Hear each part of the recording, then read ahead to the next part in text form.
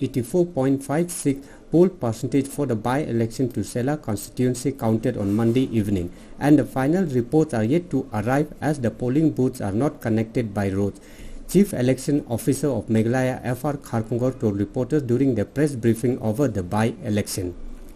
Kharkongor termed the voting percentage healthy and said even though the rain slowed down the voting and malfunctioning of one EVM, still the turnout is healthy. The voting held in 58 polling stations on Monday and counting of votes will take place on Thursday. The by-election to Shella constituency is necessitated following the demise of sitting MLA Donkupar Roy on July 28. Roy, who was the MLA of Shella since 1988, was also the Speaker of the 10th Meghalaya Assembly and President of the United Democratic Party UDP. 6 candidates are in the ferry, which include Don Kupar's son Balajit Sinram, who is the candidate of the UDP, independent candidate Grace Mary Kharpuri, Congress candidate Batin Sain Ranga, People's Democratic Front PDF Mosjo Wanswet, independent candidate Komen Lightmon, and BJP candidate Joshua Warziri.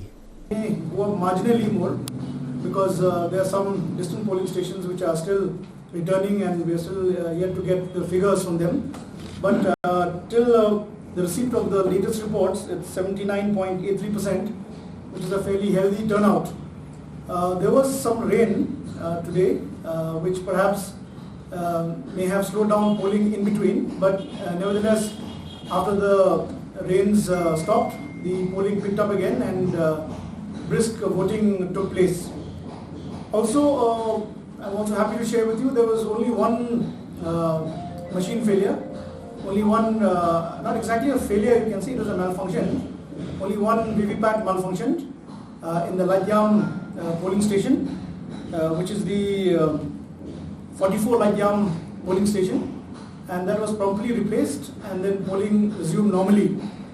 Would also like to share with you that as per the figures that we have received, out of the 29,000 plus voters, about 23,782 had polled till the 23,782.